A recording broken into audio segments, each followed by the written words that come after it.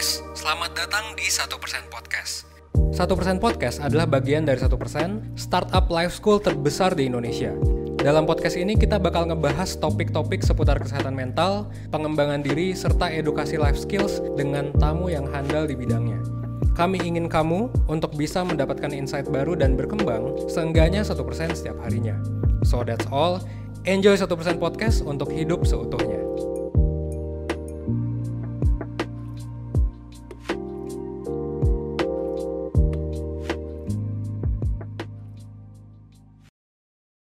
Halo, selamat datang kembali Perseners. Selamat datang kembali di segmen 1% Podcast. 1% Podcast merupakan bagian dari 1%, sebuah media life skill yang akan mengajarkan teman-teman untuk skill penting yang gak diajarkan di sekolah. Dan di episode kali ini kita akan membahas tentang topik emang desainer butuh sekolah. Ya, itu. Nanti kita akan bahas lebih dalam dengan narasumber yang akan kita tanya-tanya seperti itu. Silakan. Apa kabar, Miss Santi? Baik. Tadi di jalan macet atau gimana? Enggak, pagi saya habis ngajar. Pagi habis ngajar. Langsung ke sini. Langsung di sini. Mantap. Mungkin sedikit cerita kali, Miss, perjalanannya dari awal sampai sekarang bisa. Kan Miss Santi punya studio sendiri, kemudian jadi edukator juga. Nah, mungkin bisa sedikit. Nama saya Santi Aloysius, saya seorang interior designer. Jadi saya sudah berkarya kira-kira mungkin mulai dari bekerja itu 2004 ya. 2004. Jadi berapa tahun tuh? Udah mau 20 tahun tahun depan ya. Jadi 19 tahun. Saya itu memang backgroundnya itu sebelum jadi interior designer sebenarnya itu ada satu background lagi, yaitu saya di background di fashion marketing management. Sehabis itu saya baru sekolah lagi, karena saya ingin menjadi interior designer, saya sekolah lagi ambil program interior architecture gitu. Dan juga saya memulai design firm saya ini pada tahun 2009. Jadi udah mau jalan 15 tahun ya. Gitu. Jadi saya juga studio ini berjalan sudah mau 15 tahun. Klien-kliennya itu profilnya adalah project-project commercial, hospitality, dan events. Baik. Berarti kalau begitu Miss Santi tuh benar-benar anak sekolahan banget lah ya? Iya, sekolahnya nggak habis-habis kalau nggak diancem gitu sama orang tua gitu ya. Jadi sekolah terus gitu. Sekolah banget gitu. Nah, berarti kalau begitu sesuai nih dengan topik kita kali ini itu, apakah desainer tuh perlu sekolah atau enggak itu kan. Ada sedikit sharing terkait itu misalnya kalau mau sih bilang mau jadi desainer sekolah apa enggak, iya pasti ada bilang mungkin bisa dengan otodidak dan lain-lain kan ya. Tapi saya mau sharing dari saya punya pengalaman aja ya, as somebody yang went to design school yang sampai sekarang saya berkarya gitu ya. Itu penting to be in an educational institution, even though kalian itu akan kerja di dunia kreatif. Sangat penting. Kenapa? Walaupun dunia kreatif itu kan sebenarnya industri kan, ada komunitasnya. Dan juga professionalism itu kan dibutuhkan. Nah, untuk mencapai itu, then you have to understand everything from zero kan. Secara background technicalnya dulu harus mengerti, ya kan? Kalian juga harus mengerti yang namanya bagaimana berkarya, kan ada prosesnya. Kalau mau berkarya kan pasti kan harus, kita berkarya bukan semua yang bisa dibilang sebagai interior designer dari ngegambar sampai nge-building semuanya sendiri, ya kan? Tapi kan perlu membutuhkan orang lain, perlu komunitasnya. Perlu bagaimana cara mengkomunikasikan desain kita mau seperti apa supaya bisa di-build. Ya kan? Yaitu diperlukan yang namanya technical skill. Tidak hanya untuk mendesain saja, mendesain kreativitas kan, tapi yang paling penting itu adalah the technical skill-nya itu. Oke, kalau begitu dengan munculnya short course, kemudian course-course pendek yang ada di luar sana, yang membedakan dengan ada di LaSalle ini, kira-kira gimana, Miss? Mungkin karena kalau design school itu pasti kan diajarkan yang namanya di technical skill-nya ini. Betul. Ini yang penting, technical skill-nya nggak cuman karena sebenarnya design is actually engineering and art. Oke. Ya kan? So you have to learn the engineering part of it. Yaitu dengan apa? Tadi technical skill dengan apa? AutoCAD. Bagaimana cara menggambar-gambar kerja, ya kan? Bagaimana cara gambar kerja ini supaya dimengerti oleh orang yang akan membangun. Gimana bikin 3-dimensional drawings supaya klien mengerti intensi desain kita seperti apa. Kan harus belajar semua secara teknikal itu. Betul. Ya Gak kan? mungkin short ya. Nggak mungkin. Dan itu yang satu hal lagi mungkin banyak orang berpikir dunia interior design itu hanya sebagai dunia kreatif saja yang tidak membutuhkan banyak skill seperti itu. Dan juga mungkin dibilang katanya gampang, bisa sekali ini. No, yang namanya di dunia kita itu yang namanya jam terbang nggak bisa bohong. Iya, saya setuju. Di berbagai macam itu juga. Pengalaman jam terbang di industri manapun ya sebenarnya. Jam terbang pengalaman. Jadi untuk supaya mendapatkan jam terbang yang banyak kan harus bisa bertahan dalam industrinya dong. Bagaimana caranya? Ya harus mempunyai skill-skill teknikal itu dulu. Pertama-tama from the basic, fundamentalnya itu dulu. Kalau masalah kreativitas dan lain-lain ada, some people are born with it, some people have to really work for it. Tapi itu kan bisa, kreativitas itu nanti bisa lah sejalan itu. Tapi yang penting itu the technical skill. Not only technical skill ya. The other thing yang sangat penting itu adalah komunitasnya. Network. Itu yang nggak ditemuin di short course. Nah, kalau misalkan kalian you belong to one community, yaitu dimulai dari educational institution, itu kan komunitasnya udah bisa dibilang di LASA guru-gurunya seperti saya yang bekerja gitu. Kita bekerja di dalam fieldnya. Kita di sini juga punya banyak yang punya firm, ada yang punya perusahaan konstruksi, ya kan? Ada yang jadi konsultan desain mebel, ada yang konsultan desain lighting dan lain-lain. Jadi bisa dibilang kami-kamilah network mereka pertama. Ya kan, karena we're professionals. Yang bisa menyerap langsung ke Iya, dan bisa dibilang ya kita kan orang-orang pertama yang melihat nih talent-talent ini kayaknya bisa dibilang jadi saringan ya. Bisa juga menjadi satu jembatan. Kami-kami itu jembatan. Oke. Nah, mungkin sedikit boleh cerita gitu, balik lagi ke dulu zaman Miss Santi masih merintis karir gitu ya. Ada gak, kan kalau zaman sekarang tuh generasi instan lah, banyak yang bilang gitu. Nah, mungkin bisa sedikit sharing waktu Miss Santi sedang meniti karir menjadi seorang desainer tuh, ada gak tahapan-tahapan yang mesti dilalui kayak gimana? Dan oh iya, bisa dibilang saya lumayan start from zero. Waktu itu mungkin the first taste of koneksi saya ke dunia industri kerja interior design. Waktu itu kebetulan saya sekolahnya di Chicago, di salah satu art school di Chicago. Pada saat itu mungkin saya tidak dikenalin sama salah satu guru saya back then untuk internship, mungkin saya itu mungkin beda ya nasibnya. Jadi pada waktu saya perlu menjalankan program internship, kebetulan back then saya salah satu ya lumayan lah good student lah ya. Jadi pada saat saya mencari kerjaan untuk internship, saya cukup dibantu dengan network dari guru-guru saya. Oke. Itu sih.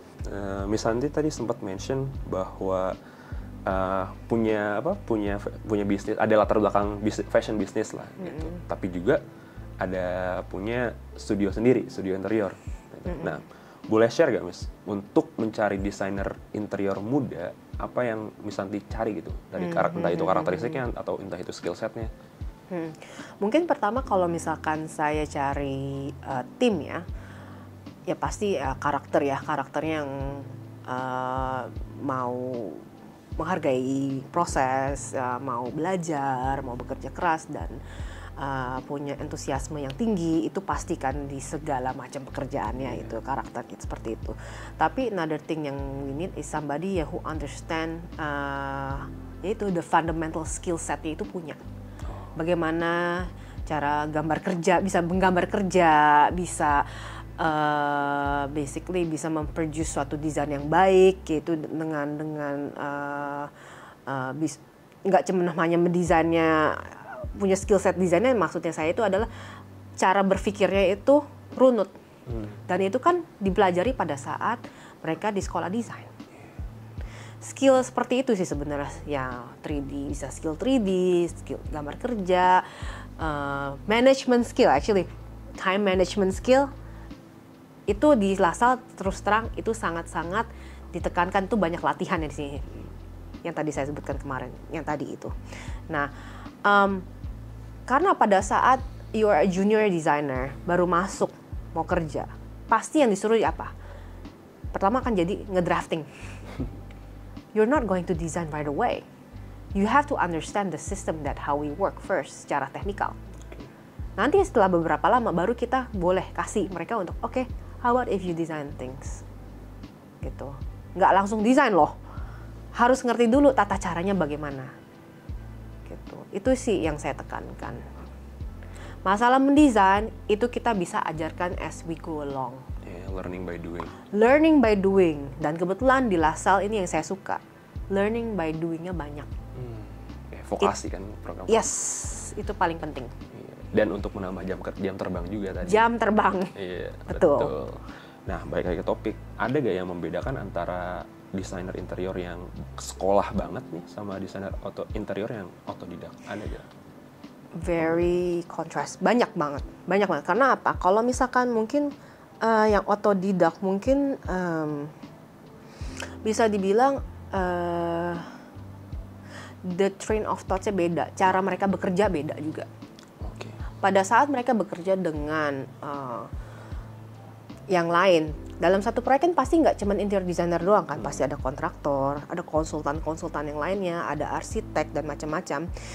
Itu kan pasti harus kerja dengan sistem. Kalau tidak mungkin saya nggak tahu ya kalau otodidak tuh seperti apa ya. Kalau saya bilang di dunia saya itu sebenarnya penuh dengan sistem. Kita harus mengerti sistemnya seperti apa. Bekerja itu harus rapi, harus organize. Caranya seperti apa itu kan pasti ada step-stepnya. Itu belajar dari pada saat fundamental. Ya, di sekolah gitu emang ada fondasi awal. Fondasi awal sangat penting sekali. Dan karena itu kan kita harus bekerja dengan banyak orang. Dan kita harus berkomunikasi dengan level yang sama, ya kan? Yang semua orang mengerti. Itu cara-caranya kan itu beda. Oke. Berarti kalau begitu saat mengajarkan ke para mahasiswa gitu di kelas, biasanya Miss Santi akan lebih menitik beratkan untuk apa nih para mahasiswa ini tuh untuk punya pola pikir yang seperti apa dalam melakukan desain interior dan sejenisnya dan sebagainya. Kebetulan kelas yang saya ajarin belakangan ini lebih ke way of thinking ya, research and also about research. Kalau yang saya tekankan itu adalah you need to give yourself time to actually sebelum berkarya you have to give yourself some time to research. Proses ya, menghargai proses dan itu perlu waktu. Itu yang saya tekankan. You have to really appreciate process. Berarti kalau begitu banyak banget peluang-peluang dan tantangan-tantangan yang harus dihadapin dan itu semua harus dihadapi dengan proses tadi. Dengan proses, dengan pengalaman. Memang tadi yang saya bilang pengalaman nggak bohong. Iya, jam terbang. Jam terbang nggak bohong. Iya. Karena pengalaman itu adalah pelajaran yang paling berharga ya. Itu sih. Oke, berarti kalau gitu emang desain interior atau untuk menjadi seorang desain interior memiliki jenjang karir yang luas gitu ya, dan itu semua memungkinkan nggak kolaborasi antar disiplin gitu. Jadi sangat. Untuk, seperti ya, bisa dielaborasikan lagi. Iya, kayak contohnya kan kalau saya oke lah, let's say kalau saya kan memang pegang proyeknya lebih yang bersifat skala seperti hotel kan ya, convention center seperti itu. Itu banyak sekali pemain-pemainnya yang tadi saya sebutkan, mulai dari arsiteknya, mulai dari landscape-nya, lighting-nya, sound system dan lain-lain itu kan. Jadi sebenarnya kalau misalkan ini ada beberapa dari murid saya bilang gini, Miss, saya kan sekolahnya nih sekarang interior, tapi saya tertarik nih sama lighting. Oke. Bisa Ada hubungan nggak sih? Oh, saya bilang sangat berhubungan. Karena kalau kamu mengerti ruang, kamu mengerti detail, arsitektur interior, kamu mengerti bahan, kamu mengerti segala hal tentang interior design. Pada saat kamu mendesain lighting untuk project interior, itu akan lebih baik. Karena apa? Kamu punya pandangan yang berbeda. Kamu akan mengerti konteks apa kamu akan harus mendesain. Itu salah satu contohnya. Itu memang sangat penting untuk kolaborasi antar disiplin dalam Sangat penting. Sangat penting. Vice versa, saya seorang interior designer harus mengerti beberapa ilmu lighting. Oke. Agar menghasilkan karya yang Ya walaupun itu bukan kita yang desain lightingnya, tapi kan kita bisa tektokan, ngobrolnya enak. Jadi emang agak diskusi dan ya pokoknya agar menghasilkan karya yang bagus. Ya itu memerlukan antar disiplin ilmu. Antar disiplin diskusi, dan kita sebagai interior designer pun harus mengerti banyak hal. Walaupun mungkin hanya di permukaan, tapi kan kita berbicara dengan orang-orang yang sudah ahli di bidangnya. Betul sih. Nah, ngomong-ngomong soal antar disiplin nih, Miss. Sekarang adalah tantangan baru itu, teknologi yang mendisrupsi, yang seolah-olah itu bisa mengotomatisasi semua pekerjaan, AI contohnya kan. Nah, misalnya sendiri gimana pandangannya dan apakah pernah mencoba itu, dan boleh share? Saya pernah mencoba AI. Gimana pandangan? Saya pernah mencoba AI. Untuk tadi saya coba penasaran ya gimana ininya. Mendesain satu ruangan. Begitu saya coba, saya ngelihat banyak detail-detail manusianya yang tidak bisa mereka lakukan. Jadi ini hal yang mungkin dengan perkembangan zaman apa segala, mungkin AI nanti akan lebih bagus. Tapi there's a lot of things yang dengan hanya bisa dilakukan oleh sentuhan manusia. Jadi sebenarnya kita punya industri aman dari AI. Walaupun kita pakai AI itu hanya sebagai tools, sebagai alat. Contohnya banyak program-program 3-dimensional kan, yang zaman dulu orang bikin 3D kan pakai tangan. Ya kan? Sekarang semuanya computer generated. It's the same thing, sama aja. Jadi AI itu hanya sebagai tools to enhance our skill. Our skill sebagai manusia itu tidak bisa direplika oleh AI sama sekali. Seperti contohnya, the feeling of material atau the feeling of skala dan lain-lain itu nggak bisa. Saya pernah coba pakai AI itu semua kacau. Saya harus benerin lagi. Kalau kita nggak punya skill itu, kita nggak bisa benerin. It's not gonna be a nice result. Ya udah kayak plain aja gitu. Yeah, you need to have those fundamental skills and knowledge to be able untuk ngebenerin. Ini bener nggak ya? Untuk approving. Even you have to approve the kerjaan AI kan? Lo harus approve dong sebelum kirim ke design ke klien kan? How are you gonna be able to approve your AI's work? If you don't know how to ini cek, oh ini kayaknya nggak bener nih, kayaknya kurang begini. You need to have those skills. And taste. Right? And taste, exactly. Kan taste-nya komputer juga beda gitu kan, nggak there's no soul to it. How are you gonna put some soul to it? Itu harus manusia yang pegang. Jadi it's even if you have AI, even though we already have all those technology, itu hanya sebagai pembantu supaya lebih cepat. Ya, tahapan awalnya aja. Iya, bisa harus lebih, misalnya lebih cepat atau lebih realistis gambarnya, gitu kan? Atau mungkin bisa menyelesaikan beberapa pekerjaan yang mungkin agak susah dilakukan oleh manusia, seperti contohnya programming bentuk yang mungkin sangat irregular, seperti contohnya mungkin teknologi yang digunakan oleh salah satu arsitek yang namanya Frank Gehry kalau bikin, Frank Gehry ini kalau bikin arsitektur itu dia bentuknya tuh seperti bejekan ini kertas gitu kan, itu gimana gambar kerjanya itu kan banyak lekukannya. Lalu ditemukanlah satu teknologi untuk membuat supaya gambar kerjanya bisa ini bikin, lalu masukin ke komputer, bikin bagaimana cara membangun ini secara realitas sebagai gedung yang bentuknya ini sangatlah dynamic gitu. Nah itu kan sebagai pembantu loh. Tapi yang memikirkan untuk mendesain bentuk gedung itu siapa? Manusia. Dan AI can do that yet. At least yet lah ya, belum lah. Nah mungkin itu AI. Ada gak sih tantangan lain yang biasanya ada itu di dunia desain interior selain teknologi yang mendisrupsi itu ya? Tantangannya saya bilang dari human resource-nya, nggak kesabaran. Nggak sabar. Dari karakternya, mungkin memang di dunia kita ini harus Salah satu mungkin yang paling berharga itu harus sabaran dan tekun. Dan harus melihat sesuatu di detail dan giving yourself time to think. Itu sih, tantangan paling besar sekarang itu adalah dari manusianya itu. Dari manusianya sendiri makanya. Dari manusianya sendiri. Iya betul. Jadi kalau misalkan udah oke lah, kan Lascelles udah akan membentuk karakter yang seperti itu, yang siap menghargai proses dan siap menghadapi tantangan gitu. Nah untuk menjadi seorang desainer muda tadi gitu, meniti karir ke depannya tuh apa yang harus dibutuhkan dan apa stepnya gitu. Tadi mungkin udah bicara dalam konteks Misanti gitu. Apa di zaman sekarang gitu, tadi ada teknologi yang disrupsi juga, apa yang sebaiknya dibutuhkan oleh ketika lulus nih dari Lascelles, apa yang harus step yang diambil? Sebenarnya dari awal pertama kali ya, first day of class, attitude. Oke, attitude. Kalau attitude Anda tepat ya, kalau Anda bisa melaksanakan tugas dengan baik, bisa belajar dengan baik, at the end kan punya reputasi ya. That's when you have your first reputation in the industry pada saat kalian di dunia edukasi, di institution, ya kan? Karena itu benar-benar di mana-mana pun seperti itu. Attitude number one. Jadi contohnya, going back to my experience ya, di experience saya sendiri itu adalah karena waktu itu saya lumayan sebagai student lumayannya bisa dibilang one of the good students. Jadi saya mempunyai reputasi yang bisa dibilang guru-guru saya tuh nggak mikir kalau saya kenalin nggak malu-maluin nih. Bisa jaga nama baik institusi nih. Jadi dikenalinlah saya dengan banyak perusahaan. Terbuka networknya. Terbukalah networknya dari situ.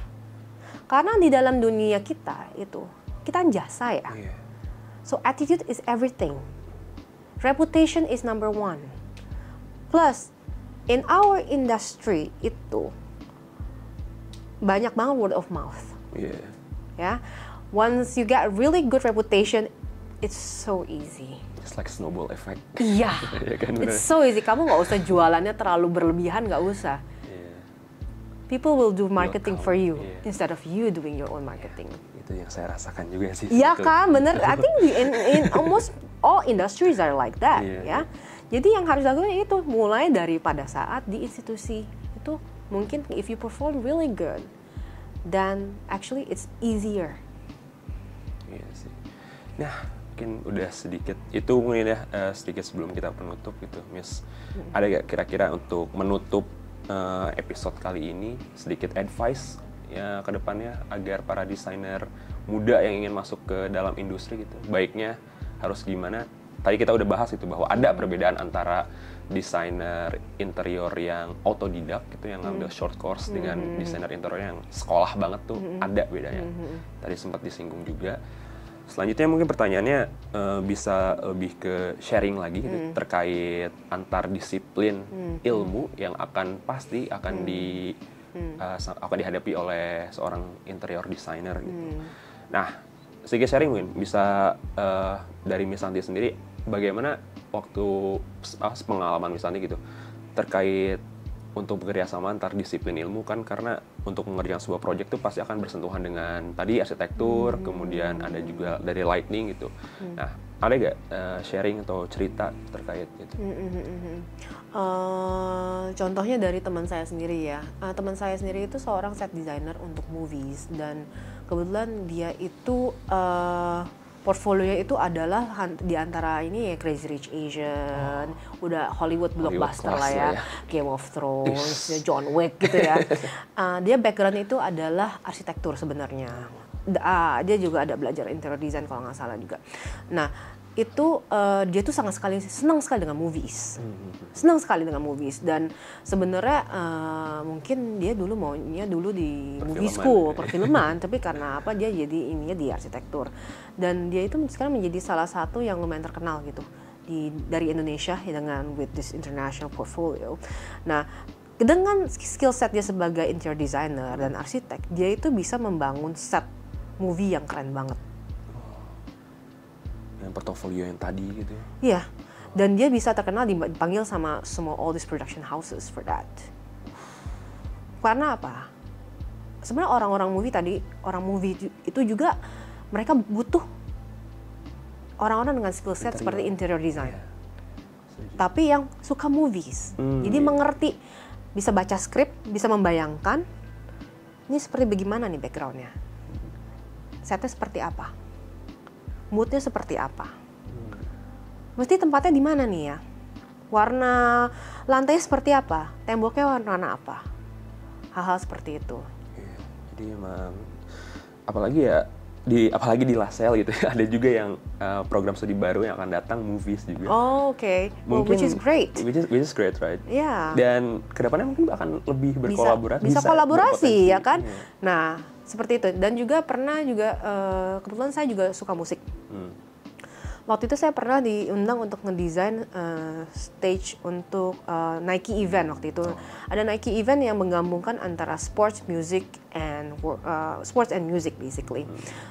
Jadi waktu itu saya diundang untuk mendesain eventnya itu secara ruang menggunakan efek-efek itu harus ada musik. Jadi it's like I'm building something for Beyonce concert basically, tapi dengan olahraga bareng-bareng gitu. Jadi itu saya belajar dengan orang-orang musik, juga kita kolaborasi dengan orang musik ya, orang sound system, orang event planning, lighting, dengan kontraktor. Kontraktornya pun beda dengan kontraktor interior biasa, ini kontraktor event gitu. Jadi saya punya ketertarikan dengan event dan musik, jadi saya bisa dituangkan juga di situ.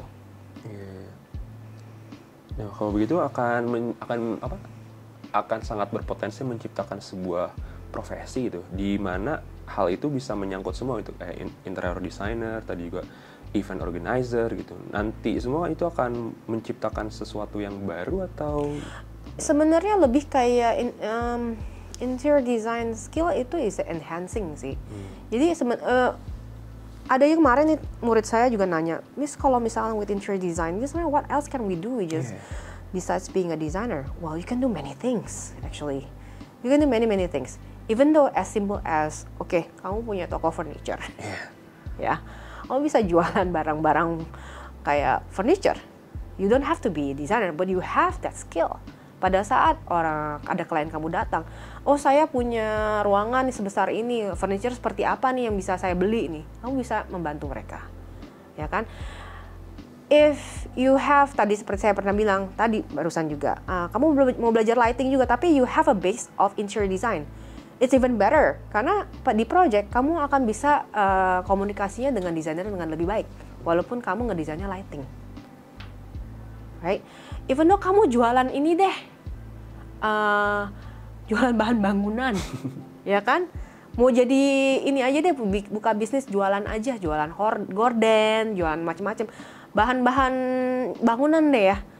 Itu kan akan lebih baik juga karena kamu bisa baca gambar, kamu ngerti gimana cara hitung volume, kamu tahu seorang interior designer tuh mikirnya seperti apa, way of thinkingnya gimana. Jadi kamu bisa lebih enak ngobrol dengan your end user, yaitu biasanya end usernya nggak cuma customer doang, tapi juga desainer kan, harus hubungannya dengan desainer dan arsitek, gitu.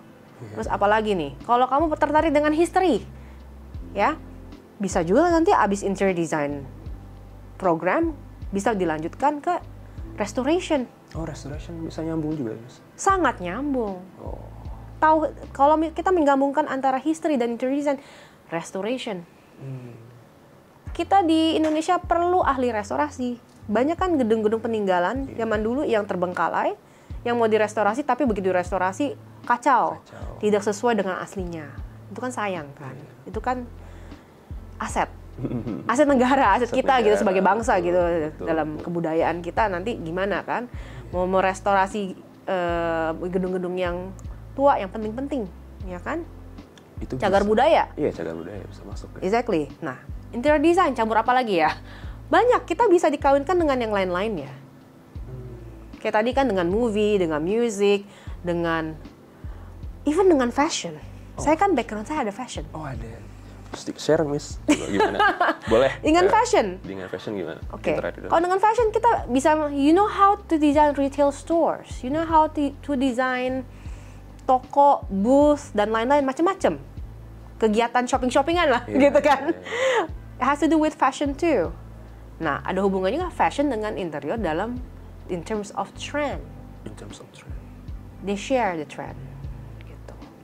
Jadi banyak banget ternyata. Jadi banyak kalau mau di ngomongin satu-satu tuh banyak banget, it's endless. It's endless, iya sih. Jadi ya sangat luas banget itu potensi yang bisa diambil apabila perseners atau teman-teman di sini mengambil program studi desain interior di LaSalle apalagi gitu kan. Sangat banyak banget. Gitu. Oke, mungkin terakhir buat perseners yang nonton di sini, ada gak Miss sedikit wejangan dan sedikit advice lah untuk calon-calon mahasiswa LaSalle lah, yang calon-calon mahasiswa yang ingin mengambil program studi desain interior. Ada sedikit wejangan untuk mereka, Miss? Oke, untuk calon ya. Untuk calon. First of all, saya ingin mungkin kalau bisa sebelum masuk ke program tertentu, apapun itu juga, kalau bisa give yourself some time to research. Karena juga yang namanya segala macam hal di dalam dunia pendidikan dan yang lain-lain itu, yang namanya research itu penting. Dan please give yourself time to really think about program apa sih yang kayaknya cocok sama kita, gitu kan. And also jangan lupa untuk kayak bener-bener kayak okay, can you ask yourself, can I do this for almost the rest of your, not the rest of your life banget, tapi almost the rest of your life gitu. Jadi penting banget step pertama ini dibuat yang baik itu sih. Sama proses itu adalah satu hal yang indah gitu loh. Jadi let this be the process gitu, to going somewhere wherever you wanna go gitu. Gitu guys, jadi ya hargai proses dan riset terlebih dahulu karena penentuan program studi itu cukup menentukan masa depan ke depannya. Betul. Ya, jadi research first. Oke, segitu mungkin perseners untuk episode kali ini, episode dengan topik apakah menjadi seorang desainer itu perlu sekolah, dan menurut kami perspektifnya betul perlu sekolah. Yeah. Jadi ya stay tune di episode-episode selanjutnya. Bye. Thank you.